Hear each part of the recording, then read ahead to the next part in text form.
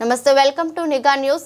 రామచంద్రాపురం నియోజకవర్గాన్ని కాకినాడ జిల్లాలో విలీనం చేయాలని కోరుతూ రామచంద్రాపురం మున్సిపాలిటీ తీర్మానం చేయాలంటూ మాగాపు అమ్మిరాజు తదితరులతో కూడిన న్యాయవాదులు మరియు ఇతర నాయకుల ఆధ్వర్యంలో సోమవారం రామచంద్రాపురం మున్సిపల్ చైర్పర్సన్ గాదంశెట్టి శ్రీదేవి శ్రీధర్కు వినతి పత్రం అందించారు. ఇదే కార్యక్రమంలో రామచంద్రాపురం మున్సిపల్ కౌన్సిల్ సభ్యులు అందరూ కూడా కార్యక్రమంలో న్యాయవాదులు మాగాపు అమ్మిరాజు, దోమలపాటి సత్యనారాయణ, బండి శ్రీనివాసరావు, గాలింకి చిట్టిబాబు, గుబ్బల శ్రీనివాస్, కలిదిండి కిరణ్ బొమ్ము, మోహన్ రావు తదితర న్యాయవాదులు పాల్గొన్నారు. దివ్యాంగుల ఐక్య వేదిక నాయకుడు పలివెల రాజు అమలాపురం వద్దు, కాకినాడ ముద్దు అంటూ నినాదాలు చేశారు.